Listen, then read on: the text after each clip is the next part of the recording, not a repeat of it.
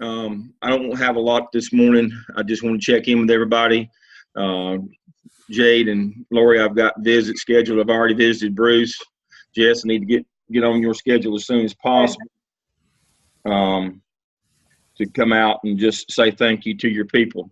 I'm going to use Jess as the example this morning, but at least she's going to be the good example. So I'm going to go over the milestones quickly. I know you know what they are. Develop your project objectives expressed in terms that are measurable, SMART objectives. Develop a list of the deliverables that are expected as outputs of the consulting project.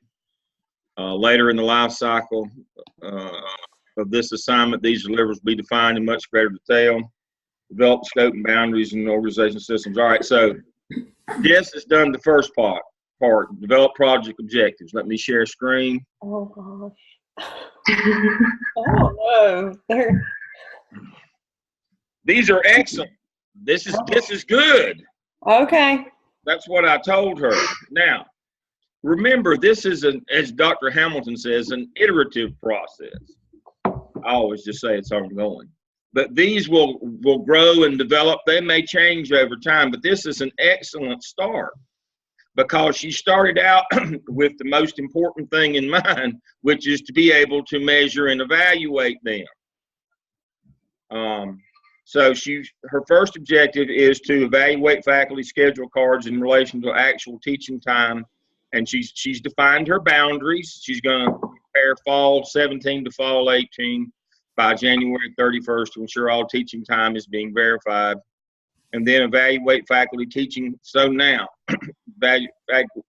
faculty teaching lab clinical office time as evidenced by faculty schedule cards to allocate time within different programs to decrease use of adjunct faculty by August 19. All right, so she has come up with two solid objectives that are we can define the boundaries. They're not just open-ended. She's defined her time and she's defined exactly what data she wants to collect. These are both these are both quantitative on the outside looking in. They're quantitative in terms of we're going to collect numbers. Now, as time goes on, she may add some qualitative to this in terms of interviews or observations to put these in context. She may do that. She may not do that.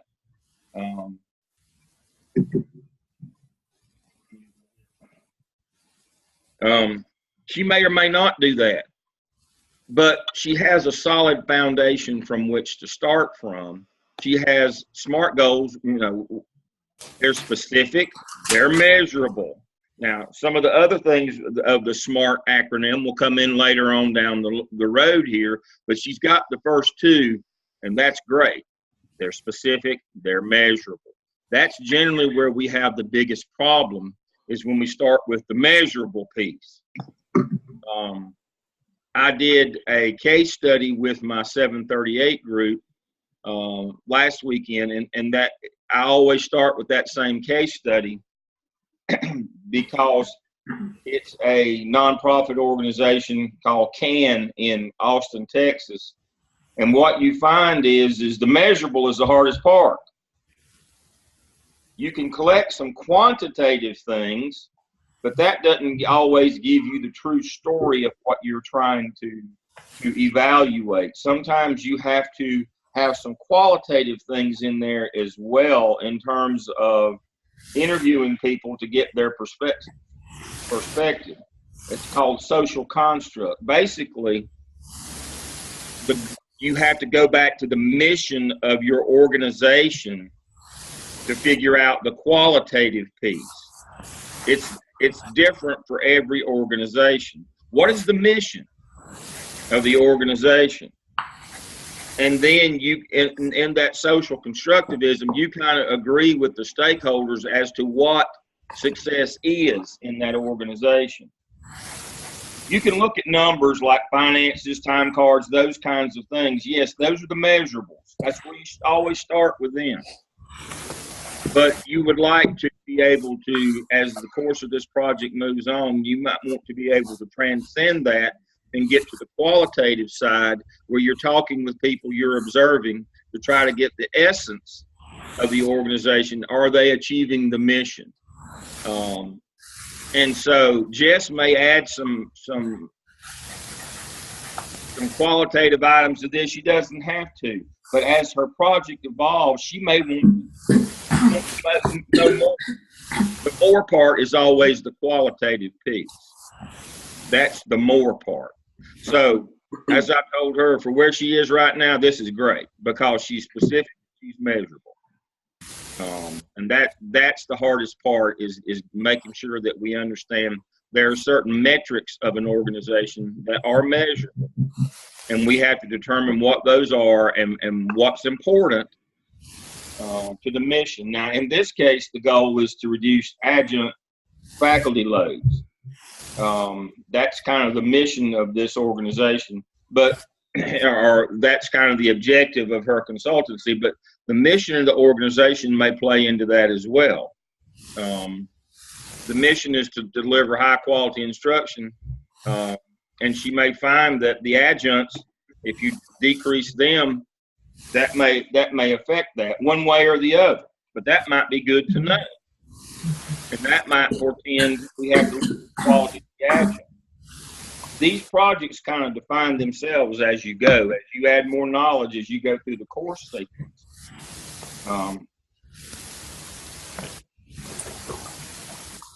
These projects may evolve as we go. And that's what I want to stress today is don't stress out if you don't have your project completely buttoned up today. That's not the point.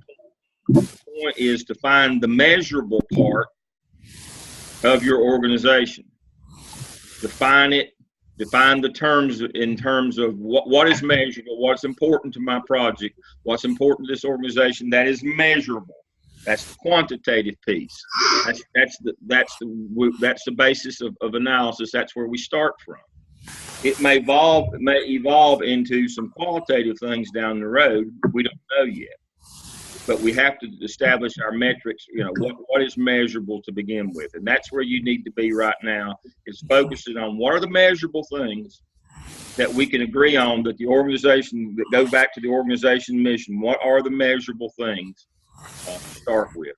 The qualitative things will develop over time. They may not develop until you get to 738. But that's, you know, we revisit these things as we add more learning, more knowledge, organizations and organizational systems, culture, those things, these may evolve. So my point in coming online today is twofold. One is to make sure we schedule meetings and I can get out and visit with you. But the second is that you understand that you're not behind, that it doesn't all come on at the same time. I mean, everybody, hey, David, the project doesn't define itself totally in the first semester or two. It takes until about 738 for the project to define itself fully. David, can you hear us? I can. I'm sorry I'm delayed. I had a technology delay. That's okay. So what I've gone over quickly, I've got Jess's on the screen. Where you should be now or shortly is defining the quantitative measurables of your organization, the SMART goals, the things in the organization that you're working with that you can measure. That's that, and she has a perfect example here. She hadn't fleshed them out yet. We'll probably do that in 738. Is how we're going to do this specifically: the who, what, where, when, and why. But this is where you start with the measurables of the organization. Then we'll move into some qualitative things: interviews, observations, try to get the social construct of the organization, going back to the mission. Let me give you an example.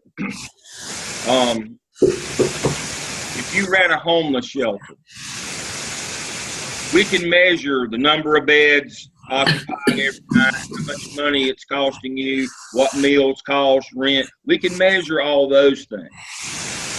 That's the metric. I'm going to have to mute somebody.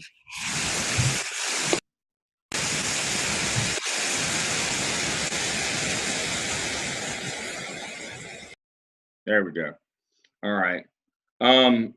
Those are the measurable things. That's where you start with these SMART goals and milestones 2 and 3 are the measurable things.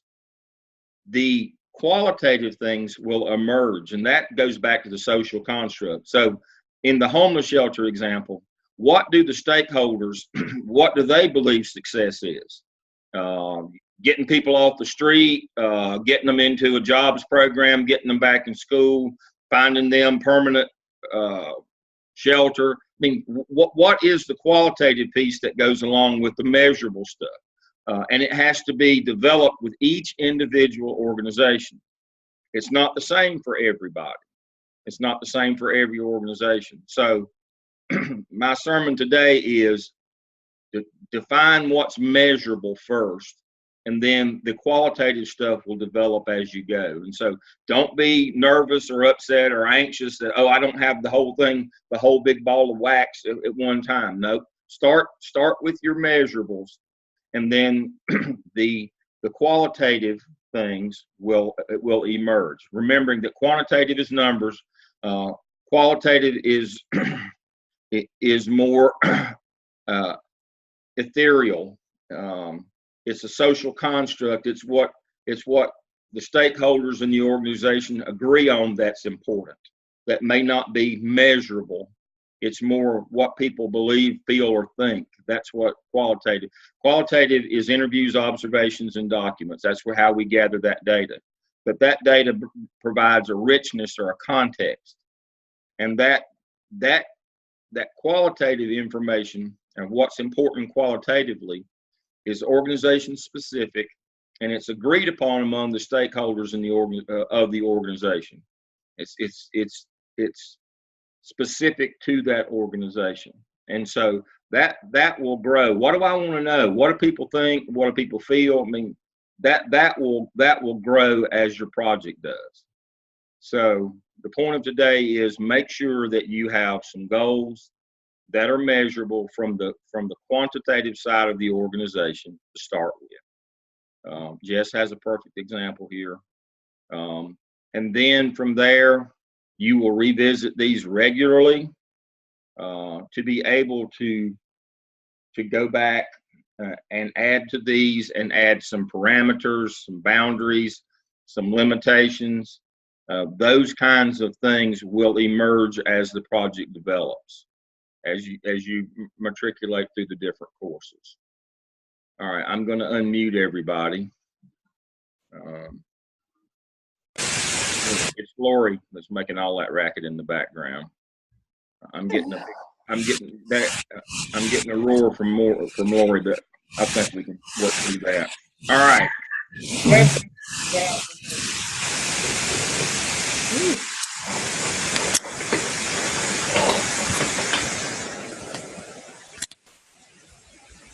Anybody have any questions?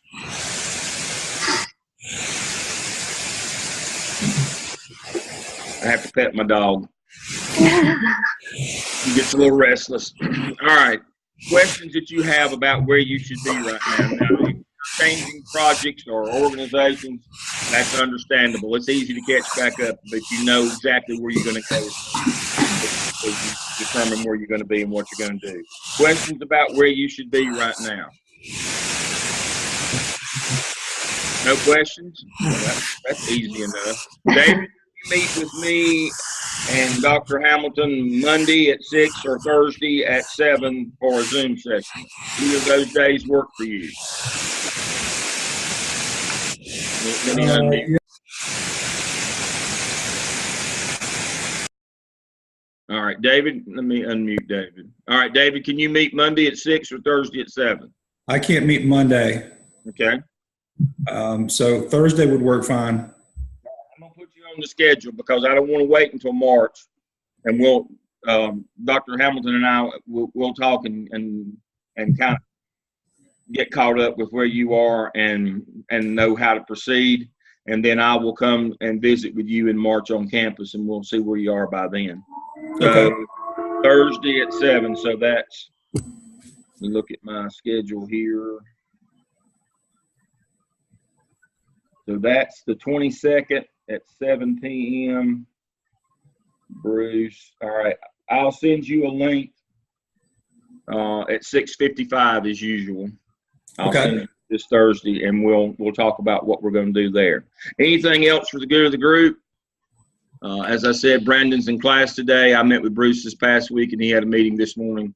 So I think we're all good. I just need to know where all of you are and what we're doing. Try to keep up with you.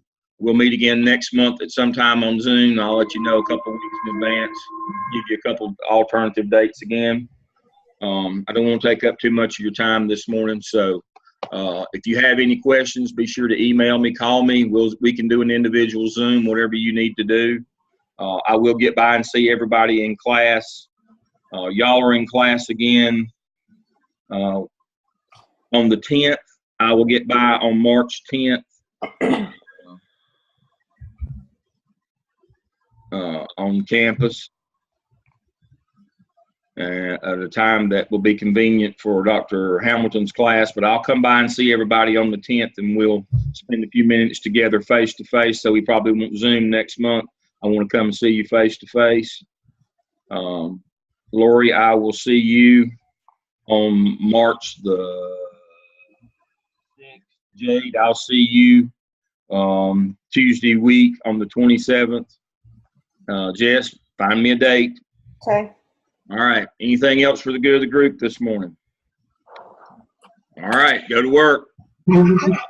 I'll talk to you Thursday, Bruce, and I'll see everybody on March the 10th. Have a good day. Thank you. Bye. Bye.